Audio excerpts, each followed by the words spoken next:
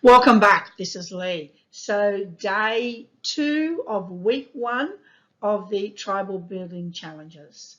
Today, we're going to explore the big question of who do we want to serve? This is an essential question to ask yourself before we start building any tribe. So, who's the type of person? Who do we want to serve? Who do we walk away from working with them and we feel energized and not drained, for an example? So we're wanting to make sure that we create the type of people that we want to work with, that we're passionate with. So remembering that we were talking about earlier in my last session about knowing who the members are going to be that ultimately will become paying clients of yours. So we've got to start with understanding our ideal tribal member first. Now we also understand that these guys won't buy from us straight away, but we're going to nurture them. We're going to take them through a process, building that like, trust, and adding value to them. So there's a more higher possibility for them to become raving fans and want to jump into our courses. So the first thing is we have to ask ourselves who the avatar is. So the avatar is who is our ideal client? Who's that person that we want to serve? Who's that person that we want to be involved with?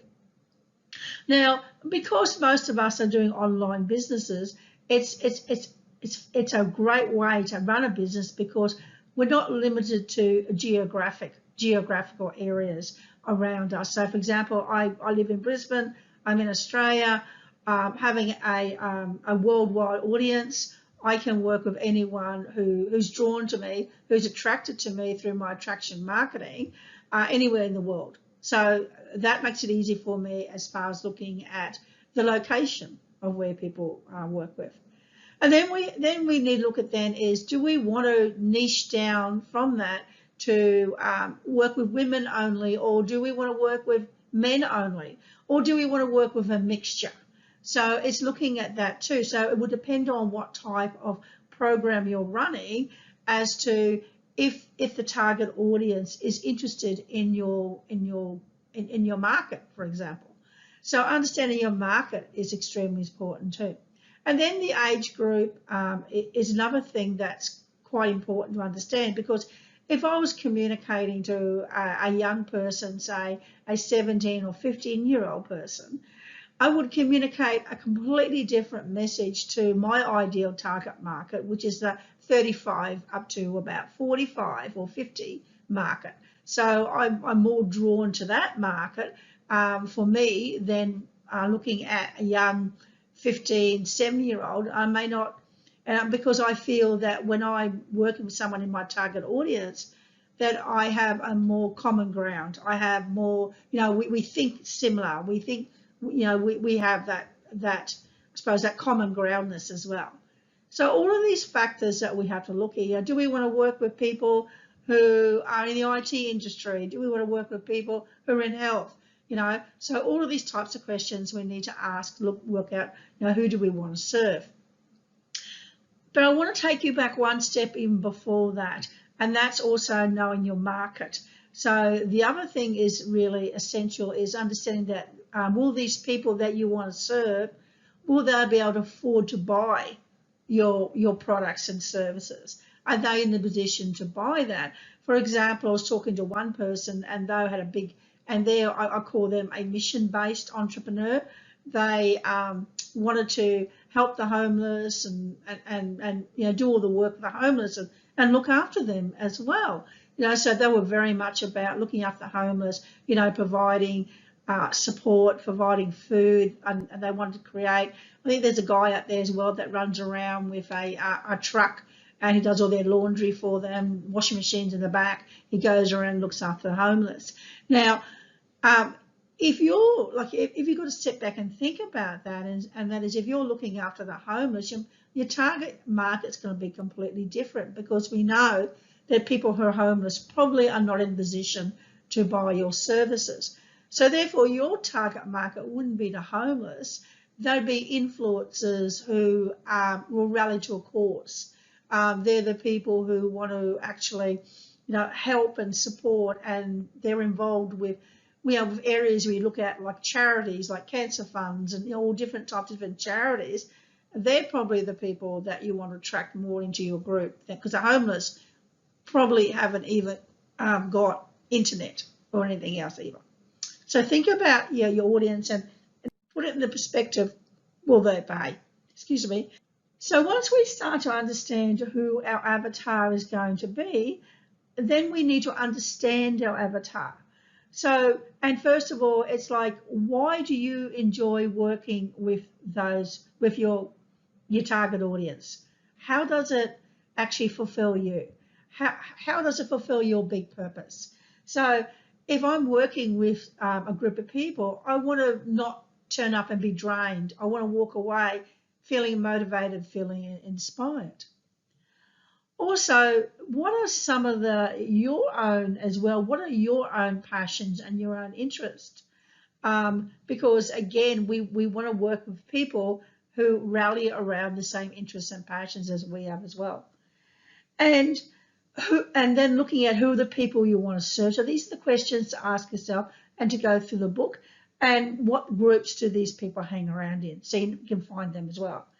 And also, if you had past clients already, so if you've been in business already, it's easy for you to sit back and reflect on a particular person that you worked with and look at their characteristics and what were their interests and what did you like about working with that person.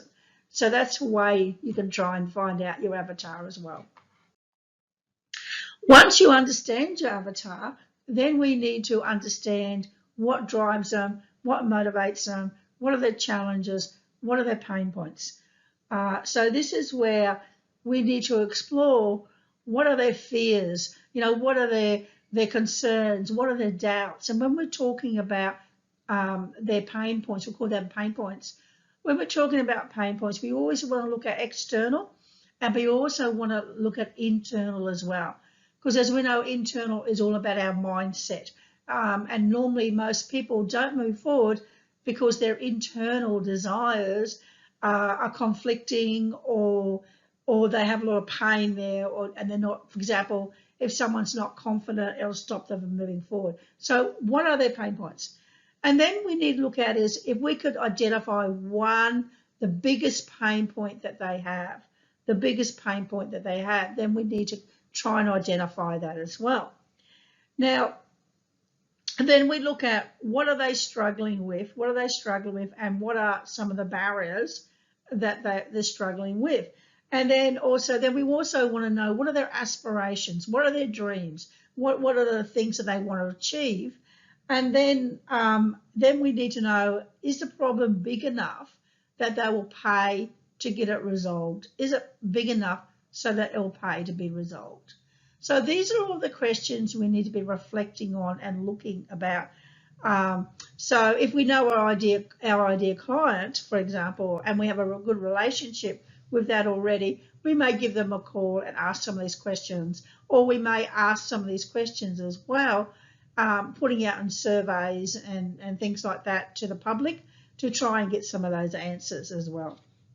Things that we also need to do when we're exploring that is we need to get to the real issue. I think most of you would have heard probably about the iceberg. The presenting issue is up top, but the real issue is under the water. Now, the real issue is all around their struggles and their fears, and it goes right down to their identity. How do they identify themselves? For example, someone may identify themselves as, I'm not confident, I'm not very good, I'm not worthy, all of these things which are core issues. So they're their real true pain points. And then, of course, we've got identity. Then what moves up then is their beliefs. What type of beliefs have we been installed with when we're growing up that stops us from moving forward? For example, they may have a belief that money is the root of all evil, for example. Or they may have a belief that you can't earn money doing something that you love. So all of these are their beliefs as well. And then the next one up we look at then is their value system. What's their values? What are their drivers? So say that someone's a business person, but they have a really strong value of security, for example, and stability, maybe being in business isn't the right place for them, because we all know that in business we kind of throw that out for variety and innovation as we come into business as well.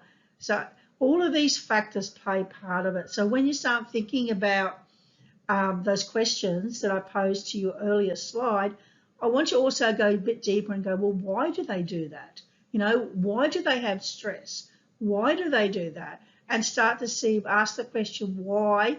And of course, you're only using assumptions, but once you start doing that, then you'll start to get to the real issue. Now, that real issue, when you start solving that, people will pay for you to resolve that. So let's look at how do we know how to name our group? Because we want to name our group in a way that's going to attract the right target audience. So now that we've gone deeper, and as you can go through the activity sheet and you've completed all of those exercises beforehand, now we need to know, well, how do we know what to name our group? You know, these people who are struggling with anxiety, or they're wanting to grow their business and they're not able to do it, or develop courses, or health, or whatever you do, you know, what are their big issues, and what are they searching on Google for?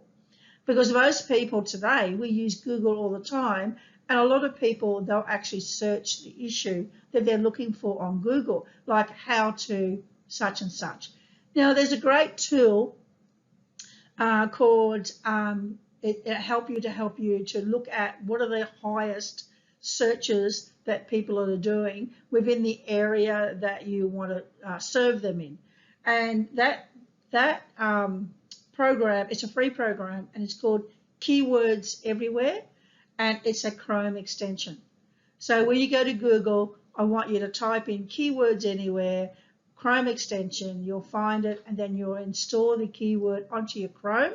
And then when you do your searches on Google, it's going to show you how often those people actually key those keywords in. And that will help you to start thinking about how you're going to name your group. Now, once you do that, then you have an idea. Then obviously it's getting the group. Then I would then recommend look at other groups around there.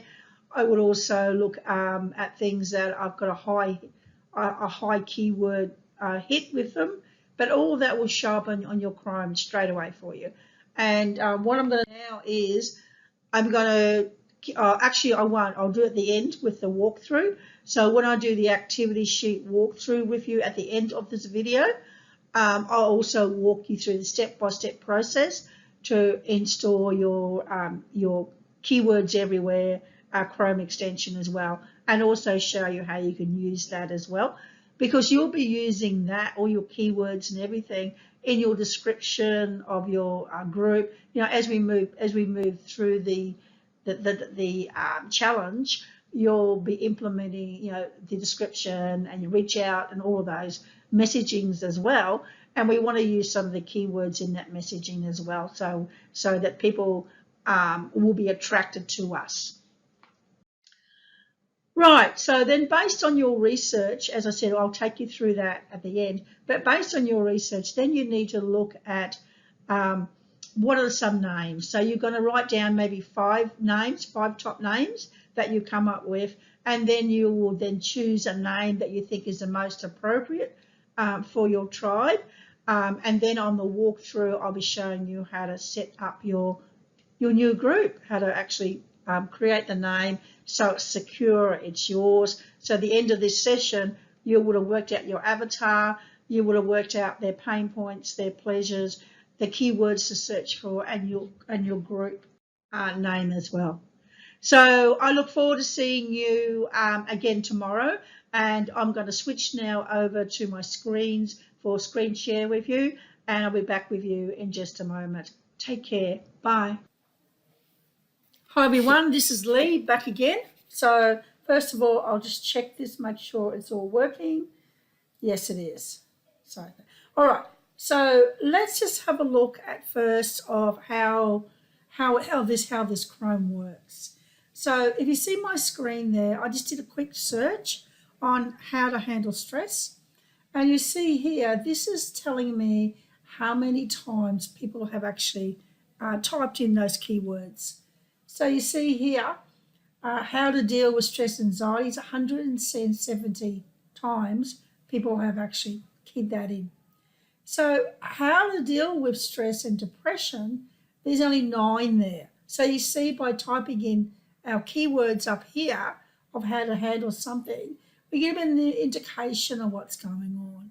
So let's just look at how to build tribes, shall we?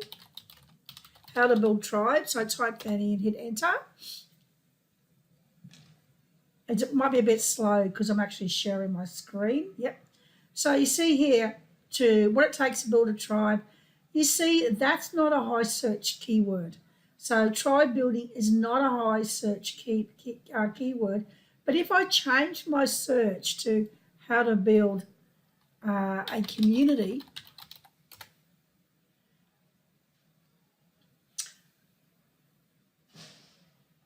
a bit different here. Even developing communities is 1,000. Online community building is 20. So much more search comes up here for me by simply changing that word around. So it's about, like, for example, how to build an online business could be something that I definitely is my target market. I'll have a look at that. And then it'll come up. Sorry guys, it's a bit slow. There it is. Then it comes up here, and then see the keyword successful online business. There's 210. So I may want to create a successful online business. So I start getting all my keywords here.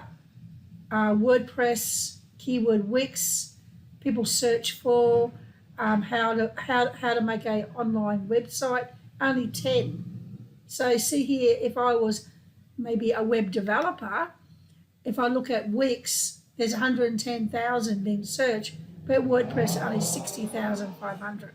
So therefore, I would look at that and go, do I need to create a group? And we talk about Wix more than WordPress.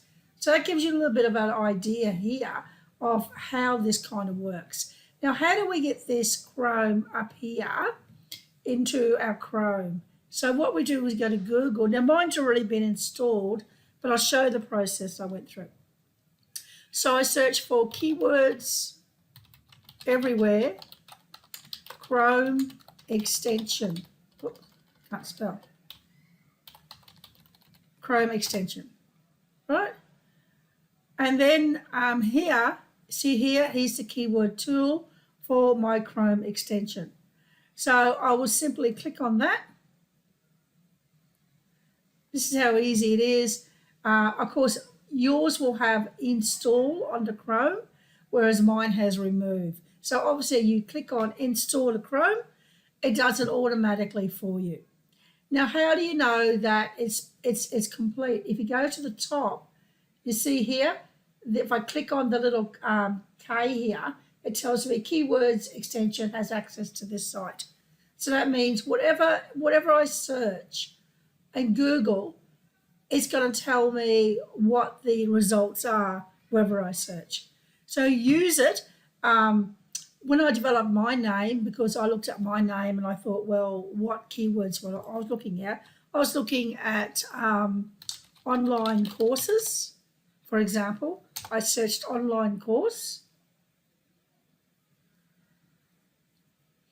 And see, there was 6,600, even though it was typed online course Australia, 3,000, online course. So it's pretty high up there. Online course. So words online course is pretty high up there. But if I search to online program,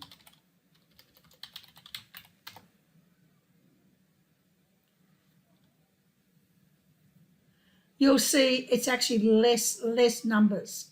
So therefore, people search more for online courses than online programs. So you play around with your search. So now let's pop over to our activity sheet and look at that, and I'll walk you through that as well at the same time. So let me just see if I can get rid of that. Yep. So this is our activity sheet here. So again, walk through. Obviously, you go through checklists, tick off the topic, complete the activity sheet. We'll go through that. In that, it will take a bit of time to understand desires, aspirations of your tribe. Install your keywords everywhere onto your Chrome, and do your searching on that. And then I'll take you through the process. Then you will create your group name and select your group name, and then go to our community and post your Facebook Live during hashtag tribe name complete, so I can screen through it.